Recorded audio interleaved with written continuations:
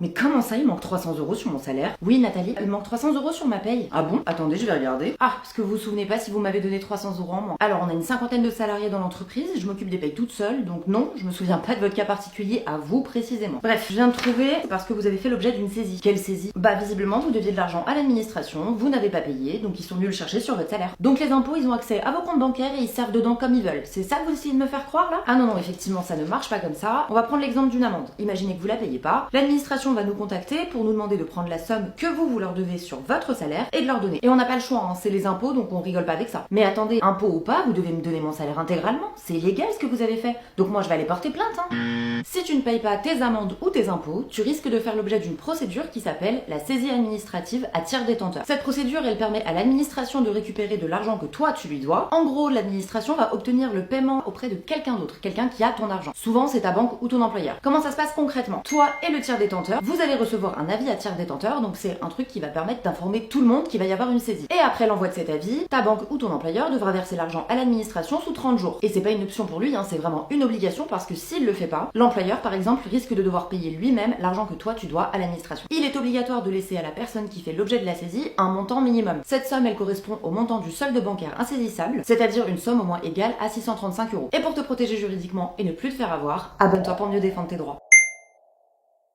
Merci beaucoup de m'avoir aidé à gérer la petite urgence hier soir. D'ailleurs, je voulais vous en parler, ça arrive assez souvent que vous m'appeliez vers 21 h quand même. Oui, on a beaucoup d'activités en ce moment, mais c'est une super nouvelle, c'est que les affaires marchent bien. Oui, enfin, je suis censée finir à 18 h, donc oh ça va, répondre à 2-3 mails le soir, ça va pas vous tuer. Et puis vous êtes jeune, vous avez plein d'énergie. J'essaye surtout d'avoir une vie à côté du travail, ce qui n'est pas vraiment possible vu que plusieurs fois par semaine, je dois travailler après mes horaires de bureau. Donc ce serait bien de trouver une solution, peut-être de recruter... Ah non, mais ça n'arrivera pas. Et si j'arrête de le faire, il se passe quoi? Ah bah, je vous licencie. Donc recruter quelqu'un, ça vous dérange, mais me faire faire du travail dissimulé, là y a pas de problème. Tout de suite les grands mots. Pour information, le travail dissimulé c'est pas ça. Et puis si la situation vous convient pas, et bah c'est comme ça, et puis c'est tout. Non, c'est pas comme ça. Je vous préviens, hein, si ça continue, je demanderai 6 mois de salaire. Mais qu'est-ce que vous racontez? Bah si, je fais du travail dissimulé, donc j'aurai le droit de réclamer 6 mois de salaire quand je quitterai l'entreprise.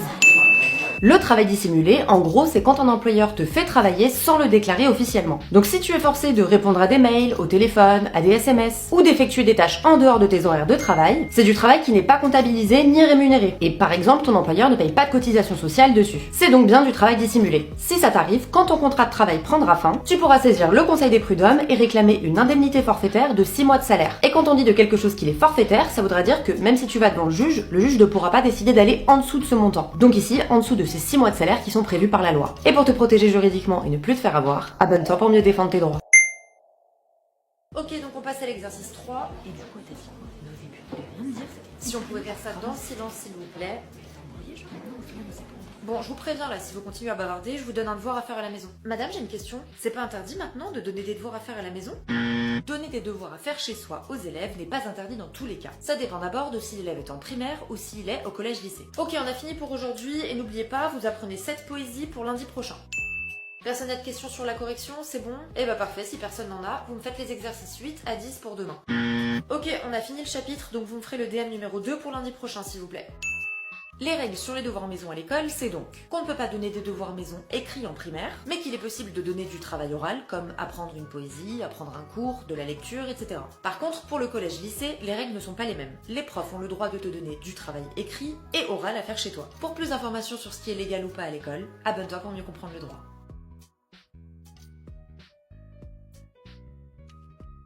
Eh ben bonjour Inès, encore en retard pour changer. Je suis vraiment désolée, il y a des travaux sur la ligne, du coup plein de trains sont supprimés. Train? Mais je croyais que vous habitiez dans le centre.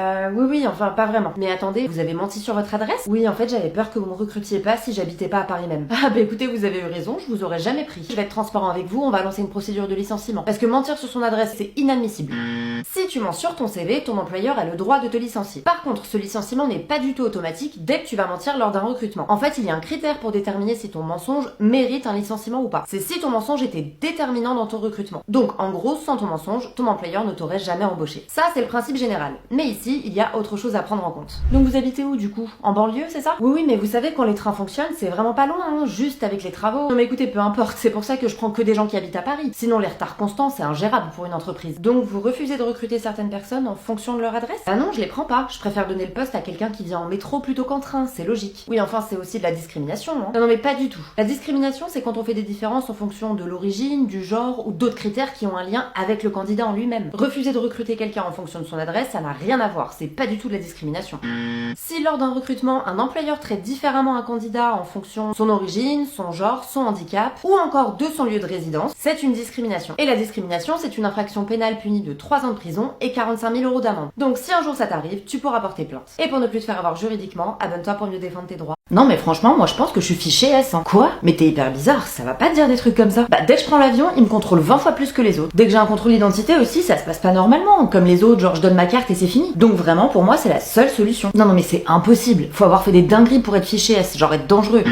La fiche S n'est pas du tout un indicateur de la dangerosité d'une personne. Quand tu fais l'objet d'une fiche S, ça veut dire que ton nom est dans le fichier des personnes recherchées, qu'on appelle souvent le FPR. Ce fichier c'est un outil de travail des gendarmes, des policiers, des douaniers, etc. Et il sert à rechercher, surveiller ou contrôler certaines personnes. Et la catégorie S de ce fichier, c'est pour sûreté de l'État. Donc les fichiers S sont notamment les personnes qui sont susceptibles de porter atteinte à la sécurité de l'État ou à la sécurité publique. Oui enfin, si t'es fiché S, ça veut dire que t'es susceptible de porter atteinte à la sûreté de l'État, donc en gros que t'es dangereux, c'est que t'as déjà fait des dingueries. Pour inscrire quelqu'un dans une fiche S, il faut pas vraiment prouver, justifier avec des éléments précis le risque que présente la personne. Et comme ça a normalement pas de conséquences négatives, l'administration vise assez large pour les inscriptions au fichier S. Mais du coup, moi je sais toujours pas ce que j'ai fait pour être fiché. Hein. Et tu connais pas quelqu'un qui l'est? Si, mon cousin, je crois, pourquoi? Bah y a pas une histoire de si t'es en contact avec quelqu'un qui est fiché S, ça veut dire que toi aussi tu peux l'être? Tu peux être fiché S si tu entretiens des relations directes et non fortuites, donc en gros qui sont pas liées au hasard, avec quelqu'un qui est fiché S. Donc toi, tu peux totalement être fiché S, juste parce que tu as des rapports avec ton cousin, ton collègue, ton pote, qui lui est considéré par l'administration comme une menace potentielle pour la sûreté de l'État ou la sécurité publique. Comme d'habitude, les sources sont en description, et pour plus d'informations sur ce qui est légal ou pas, abonne-toi pour mieux comprendre le droit.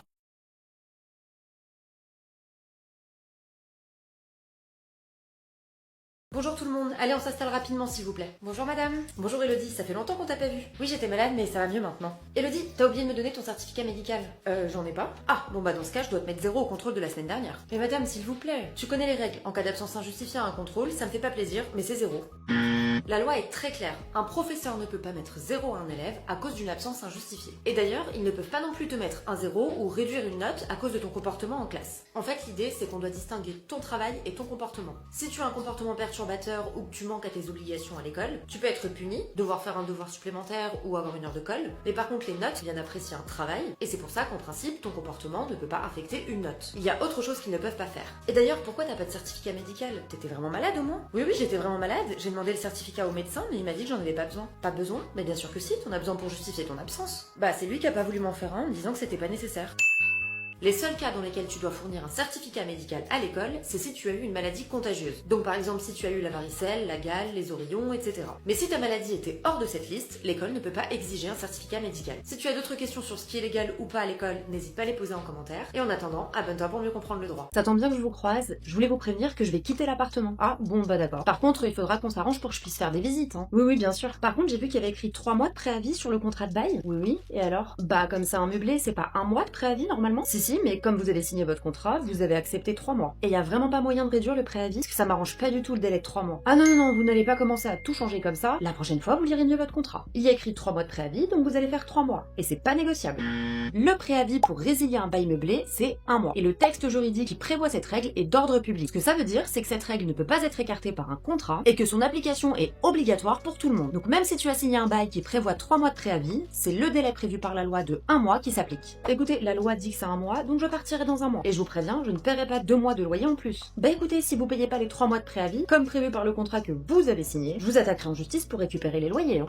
Quand un contrat est contraire à des règles qui sont d'ordre public, le juge ne peut pas donner raison au contrat, il est obligé d'appliquer la loi. Donc si ton propriétaire va en justice pour forcer l'application du contrat, il ne pourra pas gagner, car le juge ne pourra pas te forcer à payer 3 mois de préavis, puisqu'une règle d'ordre public prévoit que le délai de préavis pour quitter un meublé, c'est 1 mois. Pour mieux te protéger et ne plus te faire avoir juridiquement, abonne-toi pour mieux comprendre le droit.